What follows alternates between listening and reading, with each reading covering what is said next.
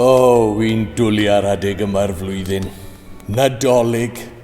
A s'dim byd gwell ar ôl diwrnod caled o waith nad o gytre ac edrych ar y cardiau. Draddodiad hyfryd yn dwi. Danfon a derbyn cardiau. A dwi ddim yn draddodiad mor hen â ni chwaith.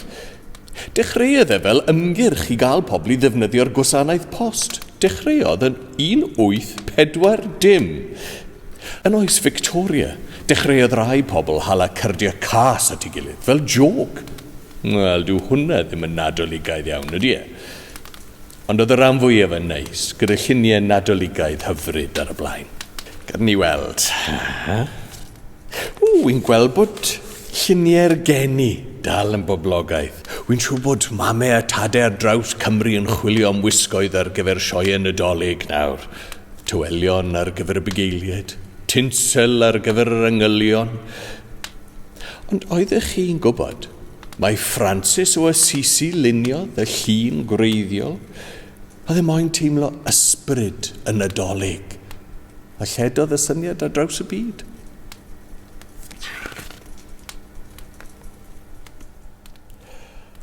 A dyma i chi draddodiad diddorol, os nad ychydig yn rhyfedd.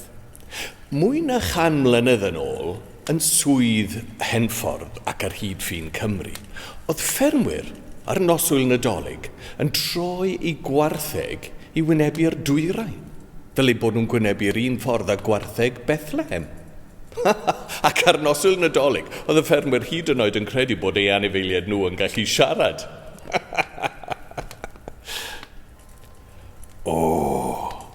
Boes bach, wy'n dwlu ar bwdin Nadolig. A chi? Cofiwch chi, wy'n falch nag o'n i o gwmpas yn y canol oesoedd. Oedd ei pwdin Nadolig nhw yn swno'n wahanol.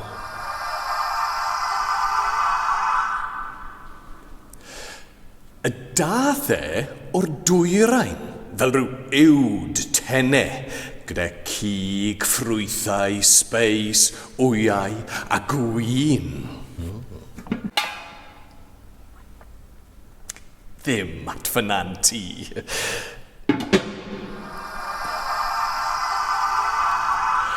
Diolch byth, nath Elizabeth y cyntaf ei dewhau gyda mwy o ffrwythau, un o'r reseitiau blasus y Tuduriaid.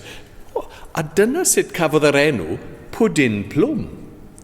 Gorffon ni aros tan ddyddiau George y cyntaf i dynnu'r cig mas ohono fe, ac yn oes Victoria a gafon ni'r pwdin Nadolig mwy na lai fel yn un ein abod heddiw, a dath ein boblogaidd ar draws y byd. Nawr, wy'n licio fe gyda hufen, neu cwstard, neu, gwell fydd, y ddau.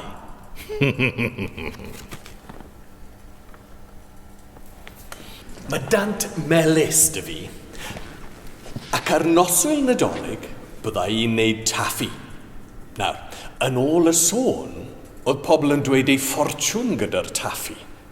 Ond nhw'n ei ferwi ar dan agored, wedyn ei roi llwyed ar y tro mewn i ddŵr o'r a byddai'r siapau gwahanol yn creu ystyr gwahanol. Enghraifft, efallai byddai'r siap yn creu llythyren cyntaf y person o chi mynd i briodi.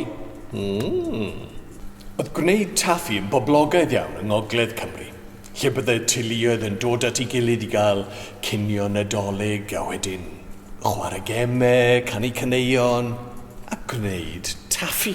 Nawr, mae hwnna'n swnio fel lot o sport. Wy'n dwlu canu carolau dros y Nadolig. Nawr, yma yng Nghymru, yn yr ardaloedd mwy gwledig, bydd y gwasanaeth plygain yn cael ei gynnal bob bore Nadolig. Canu plygain yw un o'n traddodiadau Nadolig hynaf ni. Bydden nhw'n dechrau am 3 neu 4 gloch y bore, a bydd y pobl yn dod â cynhwyllau i oleio'r eglwys. A byddai unrhyw un yn gallu cymryd rhan. Lle chi canu 1 2 3 neu 4 llawn harmoni. A dyd dim unrhyw fath o drefn i'r gwasanaeth o gwbl. Byddai'r gwasanaeth yn gallu para oriau. A wedyn bydde pawb yn mynd adre, a bydde dathliadau'r Nadolig yn dechrau. Mae'n siŵr bod e'n gwbl hudolus. Yng ngolau canwyll. Wi ddim yn siŵr byddwn ni'n licio codi am 3 o'r gloch y bore, chwaith. Maen nhw dal I ganu plygain mewn rhannau o Gymru heddi. A mae'n draddodiad gwbl arbennig. Ar gyfer heddiw'r boren, faban bach, fe anwyd gwreiddyn Jesen faban bach. A'r hen goeden Nadolig. Dath y syniad o ddod â choeden i'r tŷ yn wreiddiol o'r Almaen o'r 11 ganrif ar 15. A dath y syniad yn boblogaidd.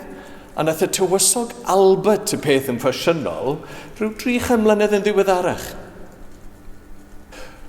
Ond mae dod â phlanhigion bythwyrdd I mewn i'r tŷ fel eiddew, celyn neu uchelwydd yn hen draddodiad. Oedd y paganiaid yn meddwl bydde fe'n helpu chi fyw am byth gan bod nhw'n wyrdd drwy gydol y flwyddyn. Nawr, oedd y derwyddon, ac oedd dipyn o reini gyda ni yng Nghymru, yn credu mai uchelwydd oedd y peth cryfa, ond o chi dim ond yn cael ei dorri, yng ngolau lleiad llawn, a ddim defnyddio unrhyw beth wedi wneud o hearn, ac o chi ddim I fod I gyffwrdd ar llawr. A pheth arall, yn yr hen ddyddiau, oedd yna reol bwysig. Dim planhigion bythwyrdd gan gynnwys y goeden Nadolig I ddod i'r tŷ cyn noswyl Nadolig. Achos bydde fe'n anlwcus. Sa'n credu byddwn ni'n gallu ymdopi gyda hynny. Mae'n addurniadau I lan ers diwedd Hydref. Wi'n dwlu ar y Dolig. Nawr, mae gan y dyn yma sawl enw ar draws y byd. Santa Claus, Sinterklaas, hyd yn oed King Frost, King Winter, St Nicholas, Father Time. Ond yn un abri yma yng Nghymru fel Sion Corn. Chi'n gweld, yn yr hen ddyddiau, os nag ych chi'n gwybod beth oedd enw rhywun, o chi'n galw nhw Sion hwn neu Sion llall, felly oedd y boi arbennig yma, oedd yn adnabyddus iawn am ddod lawr y corn simdde, yn cael ei alw'n Sion Corn.